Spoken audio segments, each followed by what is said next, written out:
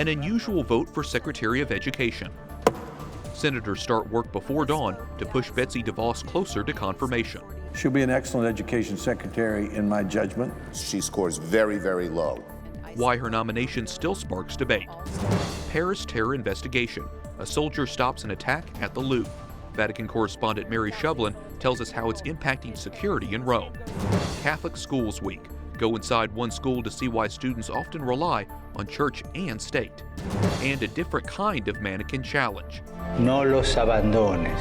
The reason Pope Francis says we shouldn't stand frozen and immobile. On EWTN News Nightly for Friday, February 3rd, 2017.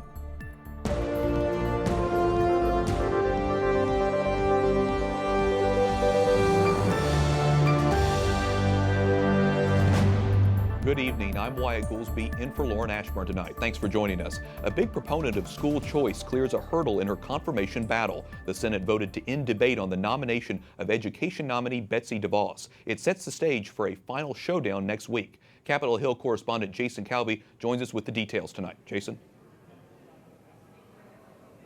Wyatt, the final vote next week is expected to be very, very close. Of the 52 Republicans in the Senate, 2 say they'll vote against Betsy DeVos.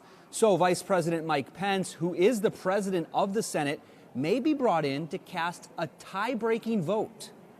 Billionaire Betsy DeVos devoted 2 decades pushing for school choice programs. They give parents alternatives to traditional public schools, including vouchers and tax credits, making Catholic and private schools an option. Teachers' unions and many Democrats say DeVos wants to dismantle public schools. The nominee for the Secretary of Education is one of the worst nominees that has ever been brought before this body for a cabinet position. Homeschooling dad and Republican Congressman Jim Jordan blames unions for the DeVos backlash. Here's a accomplished individual who understands moms and dads know what's best for their kids' education. She believes in choice. Tennessee Senator Lamar Alexander himself was education secretary under the first President Bush. He says DeVos will swap a national school board for a local one. She'll be an excellent education secretary in my judgment, and an important one for this country. Yet 2 Republicans vow to vote against DeVos, throwing the whole nomination into jeopardy. Alaska Senator Lisa Murkowski and Maine Senator Susan Collins. I cannot vote to confirm her. Republicans need Senator Jeff Sessions to vote for DeVos, so they've delayed his confirmation as Attorney General. Despite this vote drama, the White House press secretary says today he's 100% confident DeVos will be confirmed. Wyatt? Jason, why are the 2 Republicans voting against DeVos? Well, Senators Murkowski and Collins say that DeVos just doesn't have enough experience with public education. We're also hearing that the Capitol switchboard has been flooded with calls, many people calling in to voice opposition to DeVos's nomination. Jason Calvi reporting from Capitol Hill. Jason, thanks very much for that report. The Trump administration imposes new sanctions on 13 people and a dozen companies around the world because of Iran's recent ballistic missile test. The announcement adds increasing pressure on Tehran without directly undercutting the landmark nuclear deal with the country. The sanctions come 2 days after the president's national security advisor said, "We are officially putting Iran on notice." White House spokesman Sean Spicer also addressed the subject of Iran, comparing action taken by the Obama administration with how President Trump intends to deal with the Islamic Republic. I think that he is going to continue to be tough on Iran in a way that wasn't done in the last 8 years. I think today's actions and the way that we expedited those sanctions are another example of how he's going to stay tough on them. Spicer made the remark after starting this afternoon's press conference abruptly, leaving some correspondents, not already in place, scrambling for their seats in the briefing room. President Trump signs an executive order to review the 2010 Dodd-Frank financial oversight law, which cracked down on Wall Street following the financial crisis. Trump is following through on a promise he made on the campaign trail and reiterated today. We expect to be cutting a lot out of Dodd-Frank because, frankly, I have so many people, friends of mine, that have nice businesses. They can't borrow money. They just can't get any money because the banks just won't let them borrow because of the rules and regulations and Dodd-Frank's. The president's order compels the Treasury Secretary to review the existing regulations. Stephen Mnuchin has been nominated for the job, but has yet to be confirmed. The president has left Washington, D.C. for the weekend. He boarded Air Force One this afternoon to head to Palm Beach International Airport. He's spending a couple of days in his Mar-a-Lago resort, a place he's nicknamed the Winter White House. Republican lawmakers introduced a bill today known as the Conscience Protection Act. Supporters say it would protect health care providers from government discrimination if they choose not to participate in abortions. And House Speaker Paul Ryan once again defends the Little Sisters of the Poor during a press conference yesterday. We don't want the Little Sisters for the Poor to be forced to buy coverage that violates their conscience. If you're talking about that, then I'm full support. The Religious Order and EWTN both filed legal challenges over a mandate which required organizations or their insurance companies to offer birth control.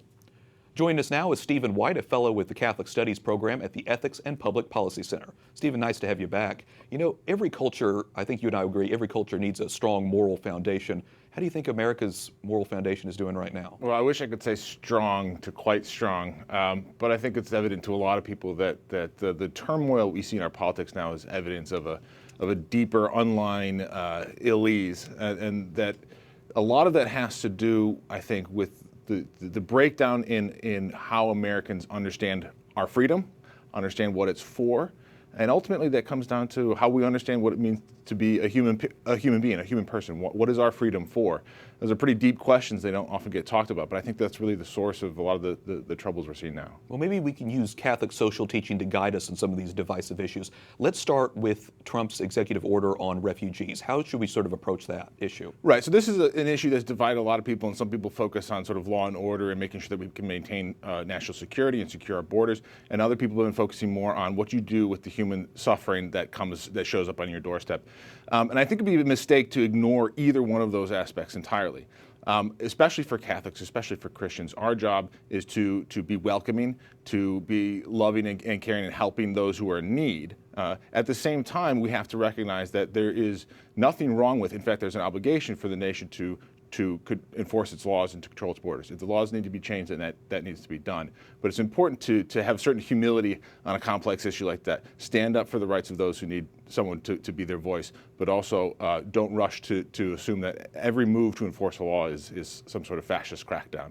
We need some responsible humility here and approach this with level heads. So often people want a simple solution, and oftentimes it's not, at least in some Catholic social teaching when you look deeply into that. During the campaign, Donald Trump made a lot of promises to Catholics specifically. I mean, you remember that letter he sent talking about the pro-life issues and the religious liberty issues. How's he doing so far with that? Well, different people will give you different answers. My answer is he's doing pretty well. I think he's also played it interestingly from a political point of view. The immigration orders, for example, riled up a lot of people and divided a lot of Catholics even, and not just along partisan lines. You have the bishops have spoken out widely against the immigration orders, especially regarding refugees. And so you have a lot of Catholics who are sort of stuck in the middle and don't know what to do. Now, the Trump administration followed that up immediately with the Supreme Court pick, which seemed to really be praised a lot, and I think understandably so, for good reason, by a lot of social conservatives. And so he's shifting from one issue to another and leaving some people a little bit uneasy. People don't have time to react entirely to what he's done most recently. But between the Supreme Court pick and the fact that he sent his vice president to the March for Life, and these are promising signs. Vigilance is still required, but there are promising signs on life issues and issues that are important to Catholics. Like I said, so many complex issues, and Stephen, we're happy to have you on the program, and I'm sure we'll have you back to talk more about these issues. Stephen White with the Ethics and Public Policy Center. Thanks so much. Thanks, White. Other stories our EWTN News Nightly team is covering in today's world. A man with a knife attacks French soldiers near the famed Louvre Museum in Paris in what officials are calling a suspected terrorist attack.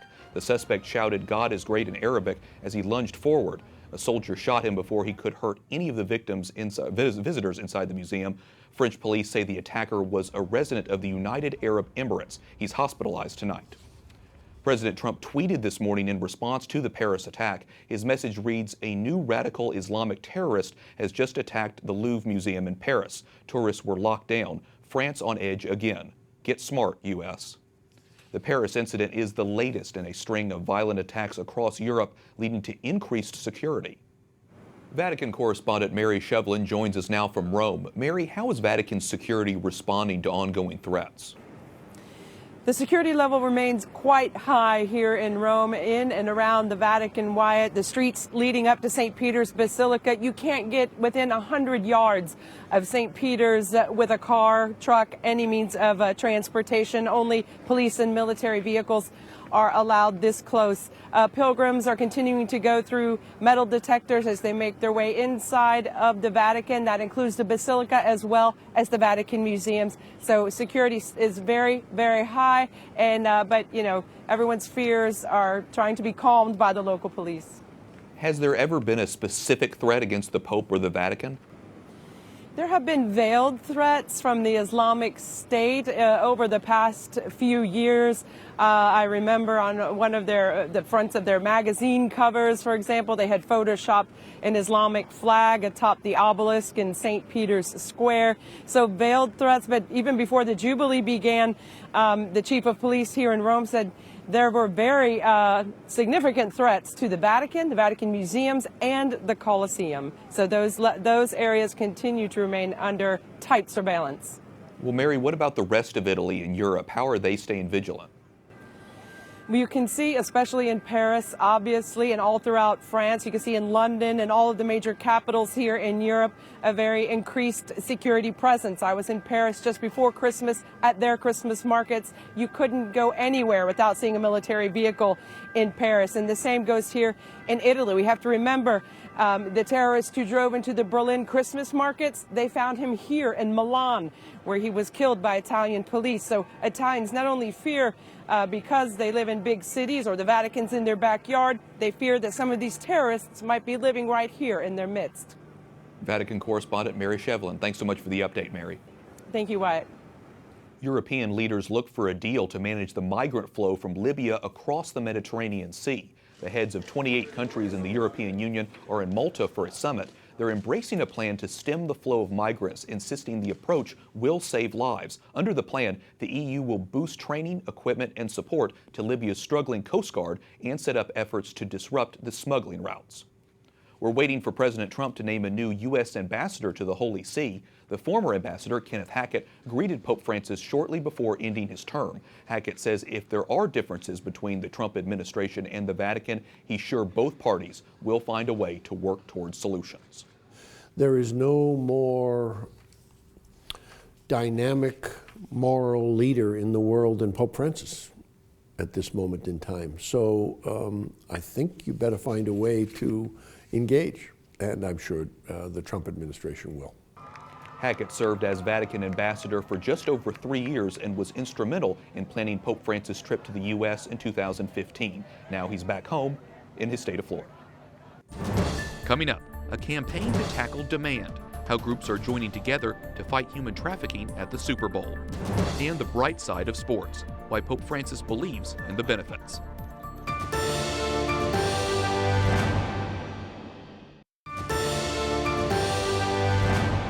Welcome back. I'm Wyatt Goolsby in for Lauren Ashburn. Large sporting events like this weekend's Super Bowl offer an increased market for people selling sex. A coalition of 25 organizations launched a national social media campaign to tackle demand for sex trafficking at the Super Bowl. Joining us now is Haley Halverson, Director of Communications for the National Center on Sexual Exploitation. Haley, how serious is sex trafficking at big events like the Super Bowl? Unfortunately, it's a very real problem. Every year, we see increased ads for sex trafficking around the Super Bowl in those areas, and we know from research that trafficked victims are often moved to the region that the Super Bowl or other similar large sporting events are being held. So we know that it's happening every year. Victims are rescued, sex buyers and sex traffickers are arrested. So it's a very serious concern. Like we say, you guys are trying to get awareness out about this. Tell me more about the social media campaign. Right. Our social media campaign to #TackleDemand is focused on raising awareness that it's important to tackle the demand for sex trafficking, which are the sex buyers themselves. If people don't go out and buy sex, there would not be a marketplace for sex trafficking at all. And the reason why it's such a problem at events like the Super Bowl is because the traffickers are realizing that people there will buy sex, and so they use it as a marketing opportunity, if you will, to bring their victims to that region. Well, sex trafficking is a year-round problem. How big is that problem in general in the U.S.? It's a very large problem, and it, as you said, it is a year-round problem. It's not the Super Bowl exactly that's causing this problem. We see that any large event where there's a large number of males who are coming with a celebratory attitude and discretionary funds, there's often risks of increased trafficking and prostitution in those regions. So that's happening all around America. It's a 24/7-day-a-week problem. Like I say, it's just a matter of awareness. Many people don't even realize it's happening. Absolutely. What are the signs people should look for to spot a sexual trafficking victim? Really, you need to look for people who are maybe unaware of where they are, the city that they're in, if they aren't in control of their money or their passports, and anyone who just seems concerned maybe about law enforcement. It's important to remain aware of these kinds of warning signals, whether you're in a transition place like an airport or a hotel, or just walking down the street any day. Okay, Haley, so if people want to learn more about the social media, where do they go? EndSexualExploitation.org/tackledemand, and you can join us there. Very good. Haley Halverson, Director of Communications for the National Center on Sexual Exploitation. Thanks so much for joining us. Thank you. Even though Pope Francis may not be very familiar with American football, the head of the Vatican Sports Office says the Holy Father sees the good that many sports can do. He received a lot of athletes from football, from soccer, tennis, from different specialties of sports, and it's because he's very interested to say that sport is a unique tool to evangelize and to form the new generations. Pope Francis, like his predecessors, is a soccer fan. He roots for the San Lorenzo team from Buenos Aires in his native Argentina. Up next, Sheila Weber joins us to talk about renewing marriages, why the covenant is too often ignored. And families talk about the benefits and the costs of Catholic schools. We're thinking, can we really afford to keep doing this? How they're trying to make ends meet.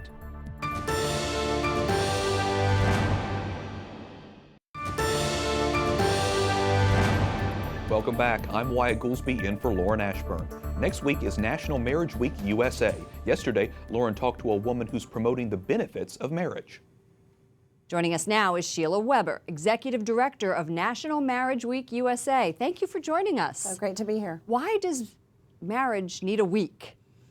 Well, we want to get people's attention that marriage is good for you, and we want to promote the benefits of marriage because it does bring greater happiness and greater financial stability, better health, and having a mother and a father raise the children is by far the best scenario, which is so important to our nation, really. And you have children that have both their mother and father have less trouble with the law, less addiction, less teen pregnancy, and perform better in school. How about faith? How important is faith in a marriage? Faith is really critical. You have much more success if you share the common value system because you see it as a covenant.